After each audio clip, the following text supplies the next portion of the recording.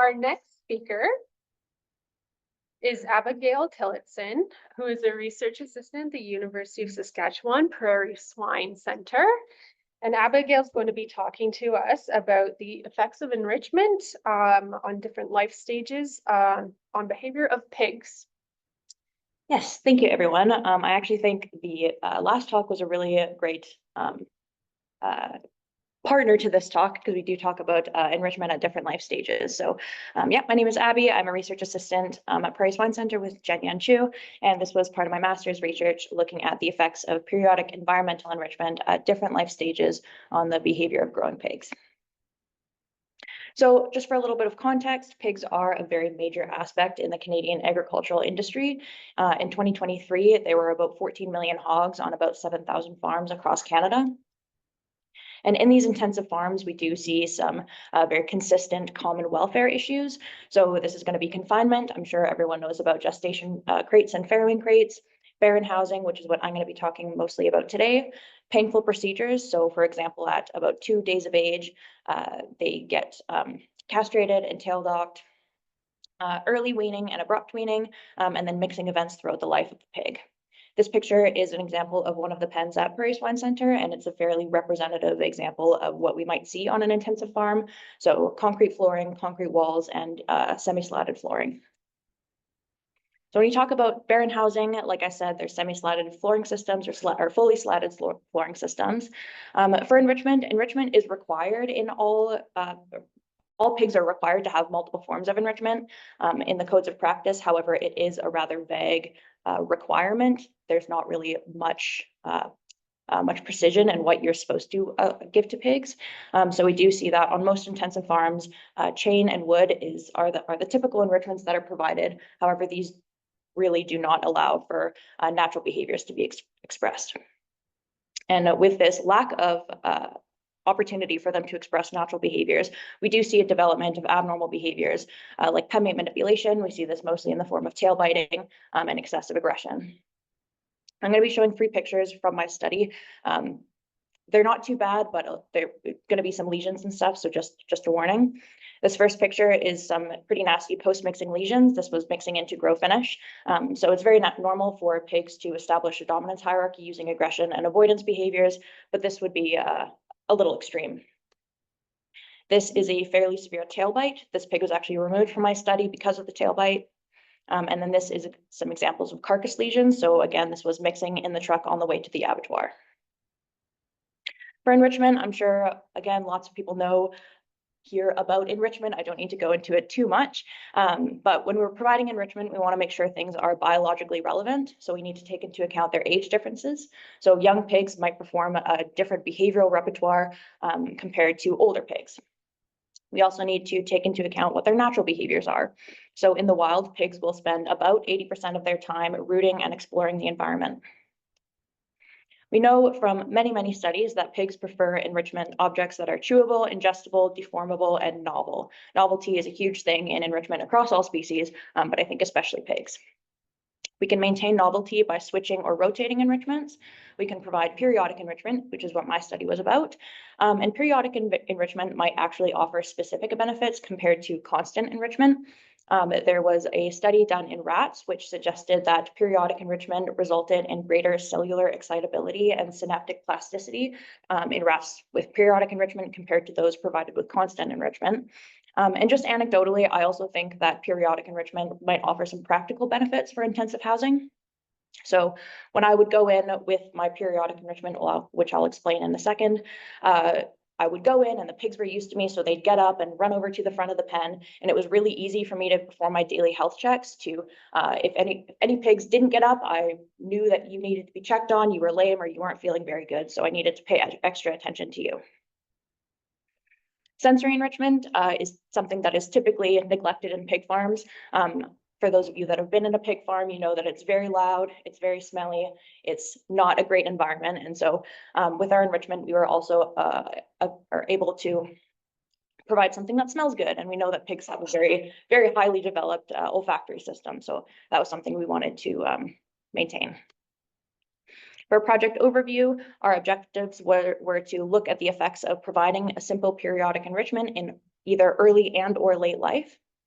And our enrichment that we chose based on a small pilot study was loosely crumpled newsprint, which is just newspaper that hasn't been printed on yet.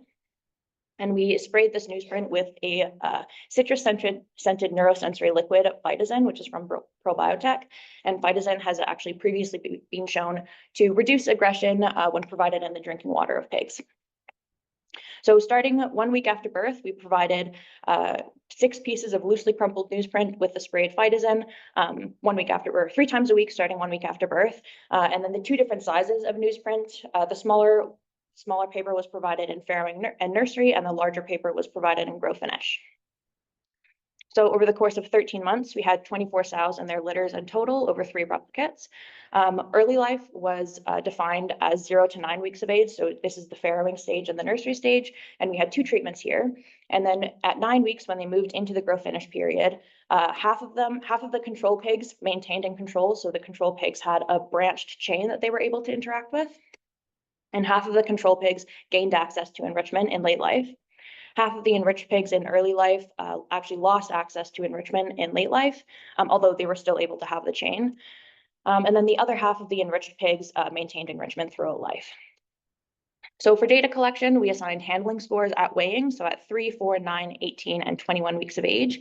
And we also actually timed the movements between the farrowing room and the nursery room, and then the nursery room and the grow finish room. For behavior, we filmed pen level behavior at 17 weeks of age. We assigned body lesion scores at 13, 17, and 19 weeks of age on 4 different body regions. So you can see my little diagram. We've got the pink ears as one region, the front of the pig, the side of the pig, the hind of the pig, and then tail bites is that last section. So we assigned tail bite scores on a weekly basis from 10 to 21 weeks of age. For analysis, we used SAS 9.4 using mixed linear models. It was a randomized complete block design with the main effects of early treatment, late treatment, sex, and all the interactions. And our random effects were pen and replicate. For continuous data, we checked for normality and transformed if necessary, and then used proc mixed. And then our count and nonlinear data, we used proc limix. And then for a proportion of tail bites, we used chi-squared. And of course, significance was if the p-value was less than 0.05 and a tendency between 0.05 and 0.1. So on to some results for our handling scores. We didn't see any difference at 3 or 4 weeks of age, but we do see a difference at 9 weeks of age. So the pigs that had access to enrichment were, they went into the weigh scale easier, they were vocalizing less and had less attempts to escape. Also at 9 weeks of age, which is when they moved from nursery to grow finish, we do see that they moved faster compared to when they were moving from farrowing to nursery, there was no difference.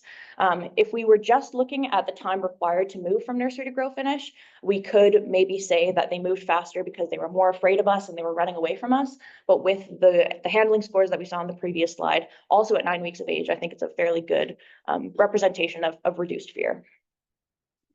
For behavior video filmed at 17 weeks of age, we see that pigs that had enrichment in early life, the enriched pigs performed less pen mate manipulation than those that were raised in the control pens.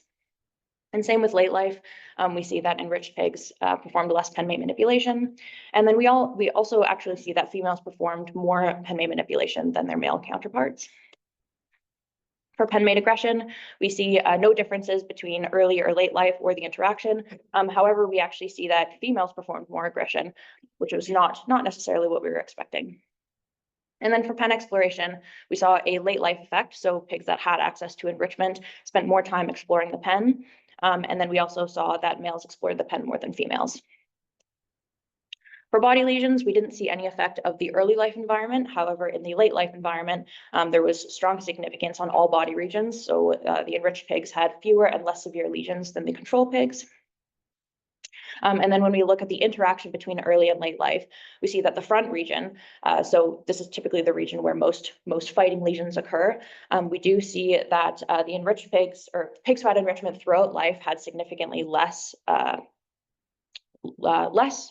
lesions and less severe lesions than pigs who either were raised in the control pens throughout life or who lost enrichment. And I also want to point out that numerically there isn't a difference between the CC pigs and the EC pigs, but there is a bit of I can't say a trend, but a pattern over the next couple of slides of pigs who lost enrichment do have numerically higher scores for lesions and tail bites compared to the other treatments. So moving on to tail bites, again, this is an interaction between early and late life. And we do see that pigs with access to enrichment throughout life had better scores than the other treatments. But again, we do see that that 1.25 is numerically higher than all others. So maybe evidence that losing enrichment is not good.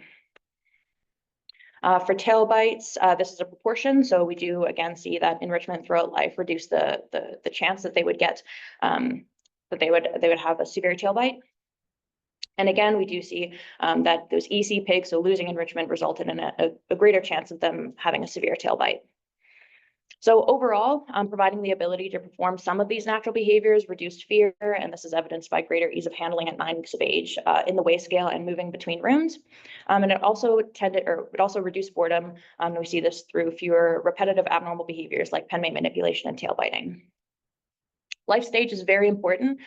So we saw that, again, pigs with enrichment throughout life were better in most of the categories, if not all of them.